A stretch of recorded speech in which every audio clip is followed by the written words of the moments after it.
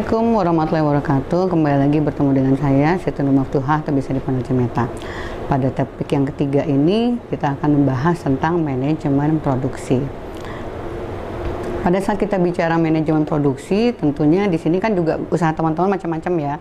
Ada yang di sektor makanan minuman olahan, kemudian juga ada di yang konveksi atau fashion, terus kemudian juga ada sektor pertanian, termasuk juga retail. Di sini produksi tidak hanya harus membuat sesuatu, tapi bagaimana kemudian kita mengoperasikan usaha. Sehingga pada saat kita bicara apa saja yang harus disiapkan dalam aktivitas memproduksi, jadi ada 5 unsur. Yang pertama adalah man atau manusia, yang kemudian yang kedua adalah mesin atau alat, kemudian yang ketiga adalah metode, kemudian yang keempat adalah money. Jadi pada saat kita bicara aktivitas produksi, aktivitas bisnis, kita tidak akan terlebat dari keempat tadi ya, man, money, method, kemudian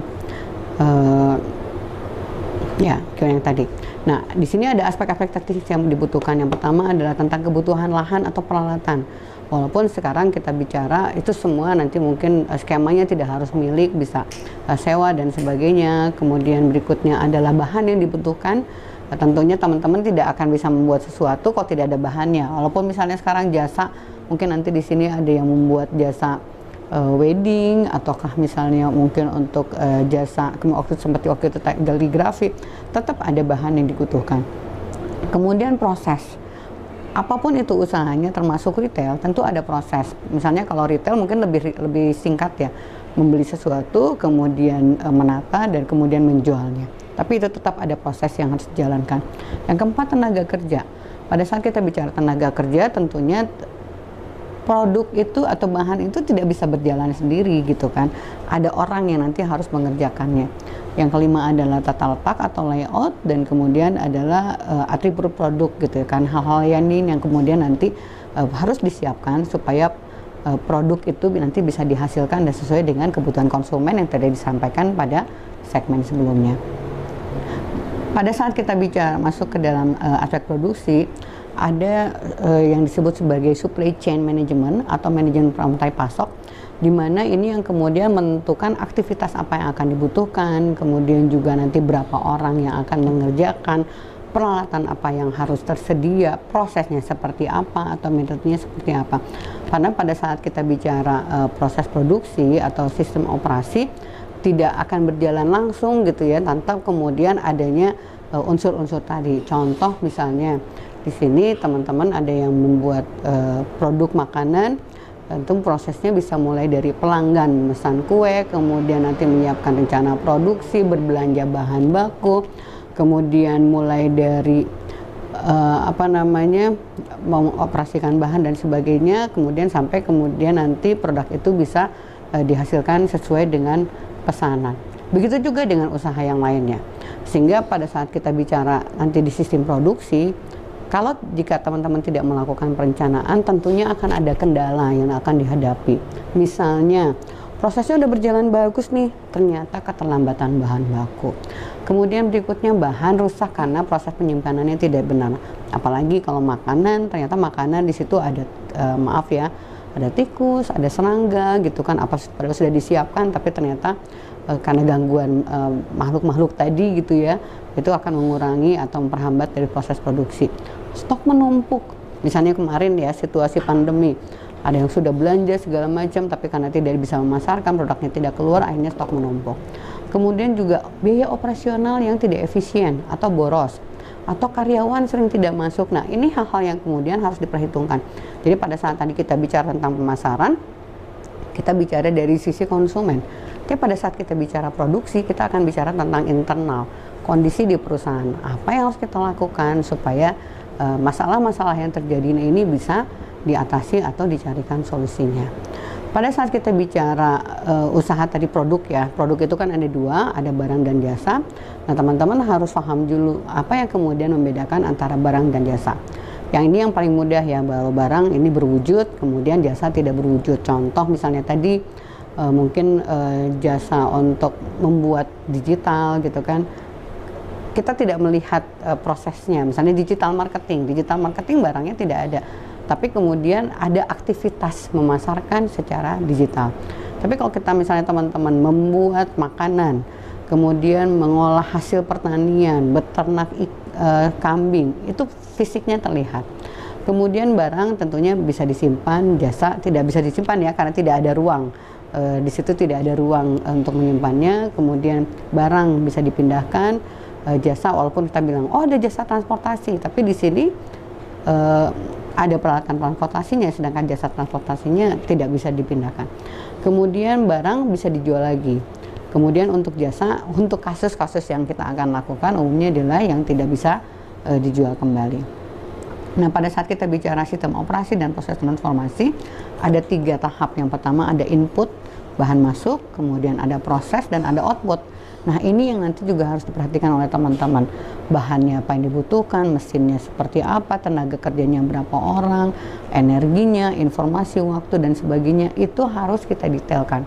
Karena ujung-ujungnya nanti semua akan berhubungan dengan uang, dengan modal. Berapa sih modal yang kita butuhkan? Misalnya, oh saya bahan bakunya saya ambil dari kebun, itu tetap harus dihitung. Oh saya tenaga kerjanya pakai tenaga kerja, misalnya yang tidak perlu dibayar, itu tetap harus dihitung. Karena nanti teman-teman akan menghitung yang namanya HPP, harga pokok produksi. Jangan sampai karena tidak dihitung harganya murah, suatu saat teman-teman usahanya sudah besar, membutuhkan tenaga kerja, tidak ada alokasi anggaran untuk menentukan biaya tadi, sehingga akhirnya teman-teman harus menaikkan biaya. Dan kadang-kadang konsumen ada yang sudah memilih misalnya saya sih suka sama dia atau memilih produk dari dia karena apa, harganya sesuai dengan dompet kita, seperti itu. Sehingga ini ya tentu harus dilihat ada input, proses, output, dan itu akan sangat mempengaruhi atau akan pengaruhi dalam penentuan harga. Nah ini sehingga yang harus disiapkan dalam pengelolaan proses produksi seperti tadi ya, ada unsur produksi, ada metode, ada manusia, ada material, ada mesin, dan yang terakhir uang ya. Karena ini yang poin 5 saya simpan terpisah. Yang pertama pada saat kita bicara metode itu adalah proses kerja. Apa sih proses kerja? Nanti tahapannya seperti apa? Manusia, siapa yang mengerjakan? Berapa banyak orang yang mengerjakan? Material, bahan-bahan yang digunakan apa? Kemudian mesin, peralatannya yang dibutuhkan seperti apa? Apakah kita mau pakai yang otomatis atau pakai yang manual? Itu tentunya akan semuanya mempengaruhi money, uangnya. Berapa sih modal yang kita butuhkan?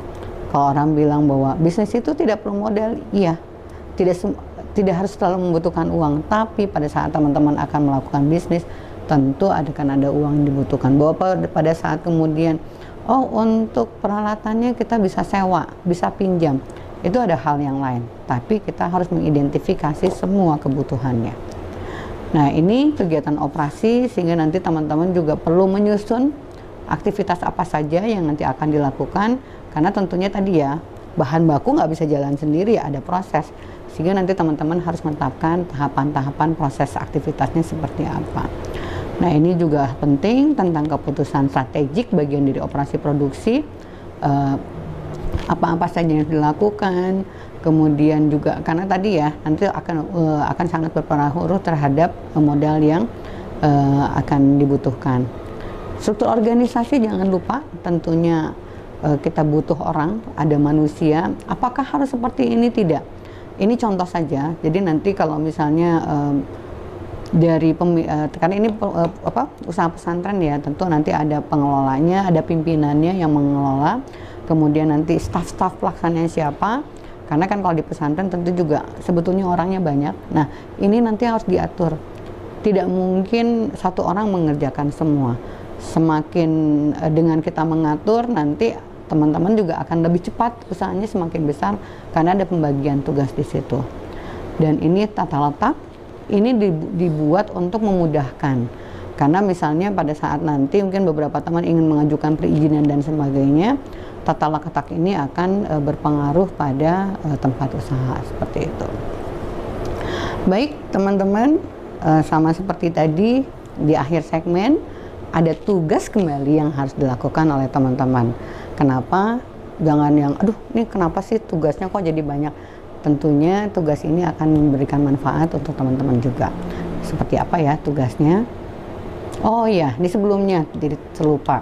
Ada satu kolom yaitu tentang budget atau cost structure atau anggaran pembelanjaan, di mana nanti semua unsur yang akan sudah direncanakan oleh teman-teman ini akan kita kelompokkan kepada cost structure atau pembiayaan usaha. Kenapa? Karena tadi tentunya nanti teman-teman akan menghitung butuh menghitung HPP-nya berapa, harga pokok produksinya berapa. Ini contoh gambaran saja, dan tentunya nanti akan teman-teman pelajari juga pada materi-materi yang lain. Baik, kembali teman-teman, kita akan masuk kepada tugas. Tugas di manajemen produksi ada 5. Yang pertama, nanti rekan-rekan diminta untuk membuat diagram alir usaha, yaitu supply chain manajemennya seperti apa. Kemudian mengidentifikasi proses produksi, aktivitas bisnisnya seperti apa. Kemudian berikutnya adalah mengidentifikasi kebutuhan alat dan bahan. Yang nomor 3 adalah menggambarkan layout atau tata letak.